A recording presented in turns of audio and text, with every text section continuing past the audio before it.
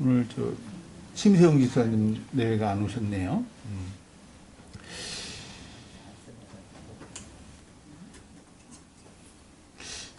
아프신 분들이 주위에서 좀 있어서 그런지 몰라도 오늘 예배 드리는 이 한순간이 또 얼마나 소중한지 또 깨닫습니다. 우리에게 남은 예배 시간은, 예배의 날은 얼마나 될까, 그런 생각도 듣고요. 1년에 수요예배 빼고 주일 예배만 한 55번, 그 송구 영신이 이런 거 다 합쳐 55회, 56회. 그 정도가 1년에 드려요. 그러니까 그 중에 이제 몇 번 빠지게 되면 그렇게 되죠. 그러니까 한순간, 그러니까 하나님이 부르시는 그날이 가까우면 가까울수록 참 예배 자리의 소중함, 그래서 오늘도 특별히 찬양도 참 열심히 힘있게 하시네요. 참 감사드립니다. 저는 그 채널 A, 이제 만나러 갑니다라는 프로그램을 제가 종종 시청하는데 저희 집 사람도 좋아하더라고요. 어느 순간 좋아하는데, 요즘에 방영되는 거 말고요. 요즘에는 뭐 이렇게 거대한 얘기를 하는데 그게 아니라 이전에 방영됐던 거, 북한 분들의 그 소소한 일상의 삶, 특히 평양 사람들은 정말 엄청나게 귀한 대접을 받는데 나머지 지방은 아주 천한 대접을 받아요. 그러니까 이 천한 대접 받는 그 함경도니 이런 사람들, 평양 사람들 아주 저것들 하면서 남한에 와서도 막 그런 얘기하는 거 한참 웃기고, 북한에서는 그 남한 TV를 보는 게 금지되어 있지요.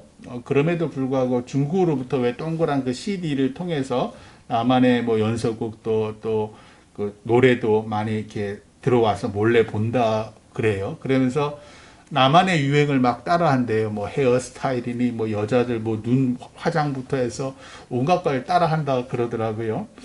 그러면서 이제 남한의 풍요로움을 동경을 하게 되고, 급기야 오게 되는 경우도 이제 남한에 탈북을 하는 거죠. 그런데 탈북해서 남한에 와 보면은 실상이 너무 다른 거예요. 첫 번째가 차별합니다.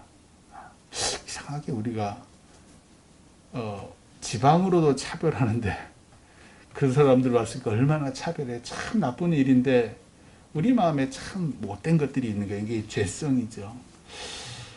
그리고 또 자본주의 체제를 한 번도 경험해 보지 못했잖아요. 그러니까 막 자본주의는 경쟁이고 막 열심히 일해야 되잖아요. 북한에서는 시키는 대로 하면 그냥 이렇게 놀아도 먹고 살만 했는데 여기는 그렇지 않은 거예요. 그러니까 TV에서 보던 그 화려하고 성공한 사람의 삶이 사실은 그림의 떡이었구나. 괜히 내려왔나 보다. 다시 돌아가고 싶으신 분들도 있고, 때로는 극단적인 선택을 하시는 분들도 있고, 남한에 내려오면 정착금을 줘요. 정착금을 주는데 그게 한 2, 3천만 원? 많이 내려간 거래요. 처음에 많이 줬는데 하도 많이 넘어오셔서. 그 정착금도 또 냄새를 맡고 같은 탈북자 출신이 사기를 치기도 하고, 남한 사람들이 또 사기를 치고 또 이렇게 저렇게 이용하고, 그러다 보니까 남한 이 사회의 밑바닥으로, 그러니까 소수의 사람은 학교도 다시 다니고 이러지만 대부분은 이 남한 사회의 가장 밑바닥으로 내려가신다 그러더라고요. 그럼에도 불구하고 저 기독교 채널 이렇게 TV에 보면은 그분들이, 채널에 나왔던 분들이 거기도 나오시는 거예요. 그래서 하나님이, 그럼에도 불구하고 하나님께 참 소망이 되시는구나 라는 생각을 했습니다. 우리는 알지요. TV에서, 왜 우리는 여기서 쭉 태어나서 자랐기 때문에 TV에서 나오는 그 사람들은 대한민국의 1%? 한 0.1%? 극상류층에 속한 사람들이고, 우리가 넘볼 수도 없는 사람이고, 심지어 허구가 많잖아요. 거짓 꾸민 얘기들이 참 많잖아요. 그래서 우리는 우리에게 주어진 그 평범한 일상의 삶에서 기쁨과 행복을 추구하잖아요. 게다가 우리가 그리스도인입니다. 예수 그리스도를 믿는 사람들이잖아요. 그래서 나를 택하사 당신의 아들과 딸로 삼으신 건 평범한 나를 통해서 하나님의 뜻을 이루시기 위해서다. 우리는 수시로 듣고 알고 있어요. 비록 세상에서는 별 볼 일 없는 존재일지 몰라도 하나님께는 내가 가장 귀중한 아들과 딸이기에 아버지의 뜻을 내 작은 삶을 통해 이루려고 하신다라는 걸 우리는 알아요. 그래서 나에게 주어진 이 작은 삶, 이 작은 교회, 이 작은 예배가 얼마나 소중한지 우리는 알고 있습니다.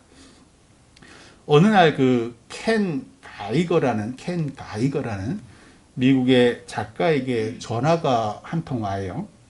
췌장암에 걸린 여인이 자신의 자녀들을 위해 책을 썼는데 원고를 좀 보시고 수정해 주시고 더할 거는 더하는 그런 가필 좀 해주세요. 그래서 우편으로 먼저 원고가 도착해서 그 원고를 보면서 여백에다가 이런저런 코멘트도 하고 수정도 하고 그러다가 이제 그 여인이 왔어요. 나중에 시간이 와서 같이 식사를 하면서 보니까 여인이 자기는 이제 췌장암 말기고 암이 전이가 되고 그런 얘기를 가볍게 말을 나눈 후에 그 자기가 교종한 원고를 그 여인과 함께 한 장 한 장 넘기며 이런저런 조언을 해줍니다. 그렇게 작가가 열심히 말하는 도중에 이 여인이 조그만 상자를 꺼내서 주사기로 인슐린을 이제 자신의 팔에다 이렇게 놓는 거예요. 당뇨병 환자처럼 췌장암에 걸린 사람도 저래야 되는구나 라고 속으로 생각하며 계속 말을 잇는 도중에 작가가 갑자기 빈혈 증세처럼 이렇게 말하던 게 기운이 확 빠져요. 아무 말도 못하게 돼요. 그러면서 작가의 머리에 갑자기 탁 번쩍 생각이 들어요. 이 여인은 암으로 췌장을 절제했고 지금은 암이 간으로 퍼져 있는 상태지. 그 생각이 갑자기 탁 치더니 여인이 죽어가고 있구나. 지금 이 순간에도 여인이 죽어가고 있구나. 그걸 이렇게 확 알게 되는 거예요. 그래서 이 여인이 나에게 원고를 보낸 거는 아이들한테 뭔가 남겨줄 유산으로 이 원고를 통해서 책을 쓰려고 하는구나. 아마 어쩌면 물질적으로 자녀들에게 보탬이 될 수도 있고 또 너희들에게 이 엄마가 있었다는 것을 기억시키기 위해서 이 원고를 나에게 수정 가필을 부탁했구나. 그러면서 작가가 지금 내가 뭘 하고 있나 막 자괴감이 드는 거예요. 이 여인의 원고에 비평이 나는 몹쓸 짓을 하고 있구나라는 생각이 딱 들자 이 원고를 한참 막 했던 그 원고를 탁 식탁 위에 그냥 모두 다 탁 얹어놔요. 그리고 무슨 말을 할까? 근데 그의 입술에서 이런 말이 툭 튀어나가요. 용서해 주세요. 기분 상하게 해드리고 싶지는 않지만 지금 이런 글을 쓰고 계실 때가 아닙니다. 지금 이 시점에서 이런 글을 쓰시는 건 아닙니다.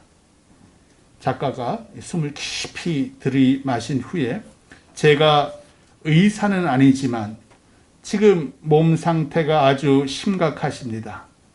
아이들 크는 걸 못 보시게 될 수도 있습니다. 그 여인의 눈에도 작가의 눈에도 눈물이 고이기 시작을 해요. 그러다가 작가가 울먹이면서 얘기를 해요. 아이들의 삶에 어머니의 자리를 채워줄 사람은 아무도 없습니다. 남편께서 재혼하실지도 모르지만 아무도 어머니 자리는 대신하지 못합니다. 그 자리를 채우기 위해 아이들이 들어야 할 말이 있습니다. 어머니만 해줄 수 있는 말, 그 말을 쓰세요. 아이들이 고등학교 졸업할 때를 위해 아이들 앞으로 일일이 편지를 쓰세요. 그들이 얼마나 사랑스러운 존재이며 그 자리에 함께 있지 못해 얼마나 안타까운지 글로 써주세요. 대학 갈 때 가지고 갈 수 있는 편지도 써주세요. 그리고 결혼할 때도요. 그 여인이 떠난 후에 작가가 책에서 고백을 합니다. 그 말은 내가 그 여인에게 했던 그 말들은 내가 해주려 했던 말도 아니고 그 여인이 들으려 했던 말도 아닙니다. 그러나 말하는 편에서 아무리 어렵고 듣는 편에서 아무리 힘들어도 그것이 하나님께서 원하신 말이라고 나는 믿습니다. 오늘 말씀 로마서 8장 9절 제가 읽을게요. 만일 너희 속에 하나님의 영이 거하시면 너희가 육신에 있지 아니하고 영에 있나니 누구든지 그리스도의 영이 없으면 그리스도의 사람이 아니라. 오늘은 성령 강림절입니다. 십자가에서 죽으신 예수님이 3일 만에 부활하시고 40일 동안 제자들과 함께 계시다가 승천하시면서 이렇게 말씀하세요. 예루살렘을 떠나지 말고 내게서 들은 바 아버지께서 약속하신 것을 기다리라. 요한은 물로 세례를 베풀었으나 너희는 몇 날이 못되어 성령으로 세례를 받으리라. 그로부터 10일 후에 오순절날 제자들이 마가의 다락방에서 모여 함께 기도하던 중 호련히 하늘로부터 급하고 강한 바람 같은 소리가 들리고 또 마치 불의 혀처럼 갈라지는 것들이 제자들 한 사람 한 사람 위에 임합니다. 그러자 제자들 모두 성령 충만함을 받고 성령이 말하게 하심을 따라 다른 언어들, 방언들을 말하기 시작해요. 아들 예수님 말씀대로 아버지 하나님께서 약속하신 성령이 임하신 겁니다. 그것이 성령 강림절이에요. 그 작가 췌장암 말기에 걸린 그 여인과 얘기하던 중 빈혈 증세처럼 기운이 빠지더니 자괴감이 들고 자기가 생각하지도 못한 다른 말을 한 거, 하나님의 영이 임하신 겁니다. 저도 종종 그래요. 지난 신방 때 제가 늘 미리 말씀을 준비해요.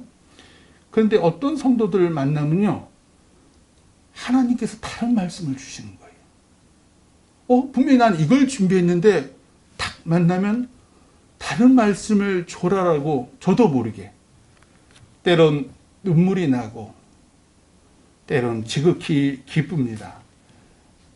하나님의 영 성령이 임하면 하나님의 지혜와 하나님의 평안과 하나님의 긍휼이 넘쳐납니다. 그래서 십자가에 못 박히시기 전 예수님께서 제자들에게 이렇게 말씀하셨습니다. 그러나 내가 너희에게 실상을 말하노니 내가 떠나가는 것이 너희에게 유익이라. 내가 떠나가지 아니하면 보혜사가 너희에게로 오시지 아니할 것이요 가면 내가 그를 너희에게 보내리니.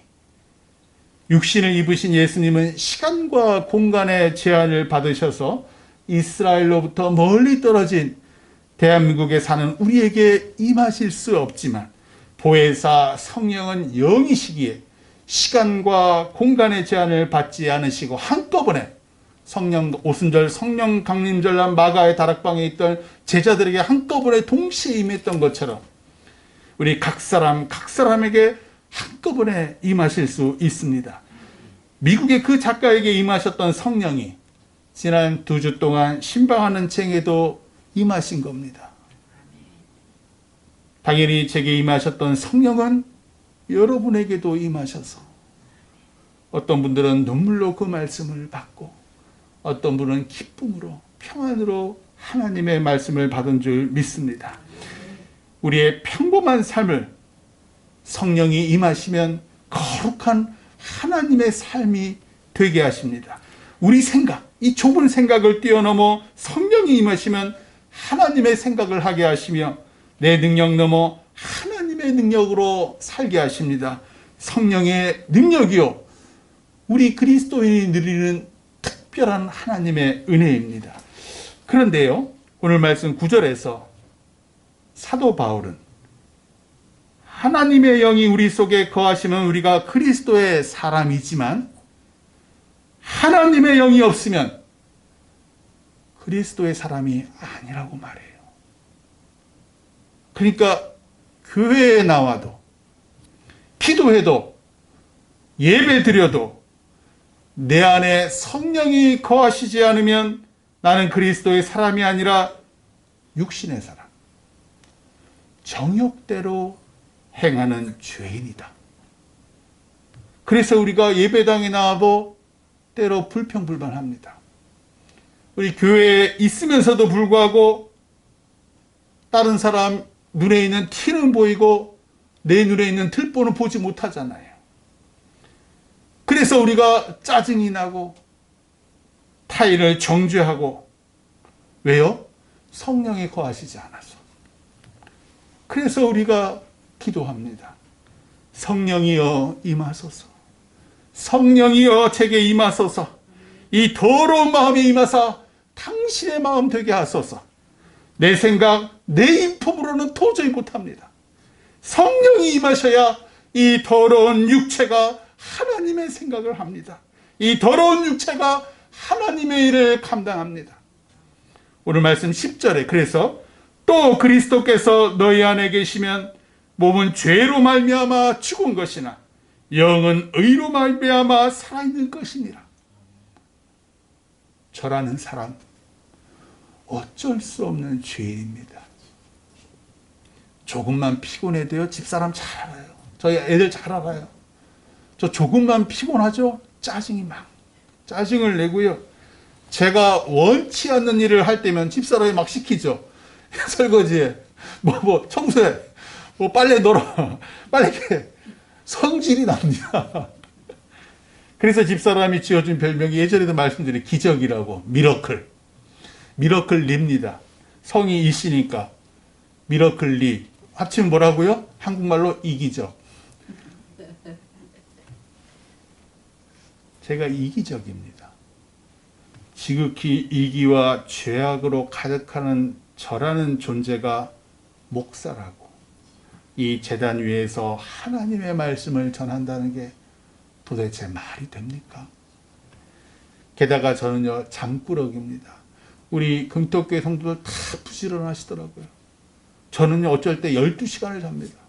훌훌훌 골아떨어서 잡니다. 그런 제가 새벽 기도를 한다는 게 저도 참 신기합니다. 이토록 신기한 일, 기적 같은 일을 제가 해요. 사실 제가 하는 게 아니라 제 안에 계신 예수 그리스도께서 하십니다. 비록 이 몸은 죄로 말미암아 늘 편하고 이기적인 것, 죄악을 쫓아다니지만 제 영이 예수 그리스도의 십자가로 말미암아 거듭나서 그나마 하나님의 일을 감당하는 겁니다. 제 몸에서 나온 생각은요, 저로 하여금 큰 교회, 좋은 차, 부유한 목회자, 그런 사람들 바라보게 해요. 근데 거듭난 제 영을 통해서는요, 예수님, 그리스도께서 이런 마음을 주셔요. 예수님의 삶을 쫓아가야지. 사도 바울의 삶을 쫓아가야지.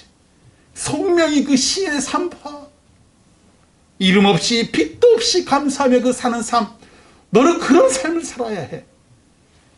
하나님의 영이 제 안에 임하시면 제가 주님을 닮아갑니다. 그러나 하나님의 영이 임하시지 않으면 아무리 목사여도 세속적이고 정욕적이며 추한 걸 쫓아갑니다. 오늘 말씀 11절이에요. 예수를 죽은 자 가운데서 살리신 이의 영이 너희 안에 거하시면 그리스도 예수를 죽은 자 가운데서 살리신 이가 너희 안에 거하시는 그의 영으로 말미암아 너희 죽을 몸도 살리시리라. 아멘. 평범한 모세의 나무 지팡이가 하나님의 영이 임하자 뱀이 됩니다. 그 평범한 모세의 지팡이가 반석을 두드리니까 물이 솟구쳐 올라오고요. 그 평범한 모세의 지팡이가 홍해를 가르치자 홍해가 두 쪽으로 다 갈라지는 거예요. 평범한 돌판, 그 반석 위에 하나님의 영이 임하시니 하나님의 계명, 십계명이 쓰여집니다. 일상에서 먹고 즐기는 그 빵과 포도주, 성령이 임하시니까 거룩한 주님의 살과 피가 됩니다. 방 안에서 평범히 누워있는 그 성경 글씨가 아무것도 아니잖아요. 이 성경이 뭐가 있습니까? 그런데 그리스도의 영이 임하면 내 삶을 온통 주님께 향하게 하는 능력의 말씀이 됩니다. 우리의 평범한 삶, 그 안에서 하나님이 나를 통해 뭘 하기 원하시는지 생각해 보세요. 하나님은요, 나를 살리십니다. 하나님은 우울한 내 삶에 생기를 주십니다. 목적 없는 내 삶에 목적이 되셔요. 하나님이 내 목적이지. 내 직업 뭘 택해야 되지? 하나님이지. 내가 배우자를 누굴 택해야 되지? 하나님이지. 의미 없이 그 보내는 순간순간을 가치 있는 순간순간으로 바꾸십니다. 남보다 못하다고 느끼던 내 재능, 엄마 왜 나는 이렇게밖에 못 살아? 그 재능에 당신의 능력을 입히셔요. 그래서 독수리 날개쳐 올라가듯 세상 모든 사람들이 와, 저 사람이 어떻게 저렇게? 하나님의 영이 임하셨으니까. 그리스도의 영, 성령은 우리 죽을 몸도 살리시는 능력이 있기 때문입니다. 포기하지 마세요. 포기하기 너무 젊으셔요. 나이든 80의 모세가 하나님의 영이 임했습니다. 죽음이 선고된 히스기야 왕에게 하나님의 영이 임했습니다. 이미 죽은 나사로, 회당장 야이로의 딸 다 죽었습니다. 그리스도의 능력이 임하자 다시 살아납니다. 성령은 포기하지 않으십니다. 나는 나를 포기해도, 나는 나의 정욕과 죄악에 쓰러져도 성령은 나를 포기하지 않으시고 끝까지 나를 이렇게 세우십니다. 왜냐하면 나는 하나님의 아들이니까. 우리는 하나님이 외아들 예수를 십자가에 죽이시면서까지 사랑하신 하나님의 딸이니까. 아무것도 하지 않으면 아무 일도 일어나지 않습니다. 그러니 성령이 내게 임하시도록 기도하세요. 성경 말씀 읽으세요. 찬양할 때 최선을 다해서 찬양하세요. 신령과 진정으로 예배하세요. 하나님 다 하세요. 네가 이 자리에 어떤 식으로 나왔니? 그저 그날 그렇게 예배 자리에 나왔니? 그렇게 찬양하니? 주님 앞에 서기가 한없이 부끄럽고 무슨 말씀 들을지 전혀 모르지만 애써 발길을 돌려 그분의 옷자락을 잡으세요. 혈루병 여인 보세요. 그 숱한 남자들, 여자가 감히 그 시대에 어떻게 밖에 나옵니까? 그리하여 주님께서 그 여인이 당신의 옷자락 끝을 만지니까 고개 돌려 무리 중에 보시잖아요. 주님의 시선이 머물잖아요. 그 여인에게. 주님의 시선을 받는 순간 성령이 그녀 안에서 역사하십니다. 내 삶이 하나님의 삶이 됩니다. 그러므로 평범한 일상에서 하루에 한 번쯤 그분의 옷자락을 잡으세요. 새벽 예배에 잡으셔도 되고요. 버스 속에서 잡으셔도 되고요. 잘 타고 가시다가 한번 잡으셔도 되고요. 나의 평범한 하루가 그분의 영이 임하시는 순간 가치 있고 의미 있는 하루로 변합니다. 죽어가던 내 영혼이 생명이신 그리스도의 영으로 기뻐하며 감사해야 합니다. 하나님의 영 성령이 우리 삶에 임하시기를 주님의 이름으로 축원합니다. 기도하겠습니다. 주님, 우리의 영 당신 것이니 주관하여 주옵소서. 예수 그리스도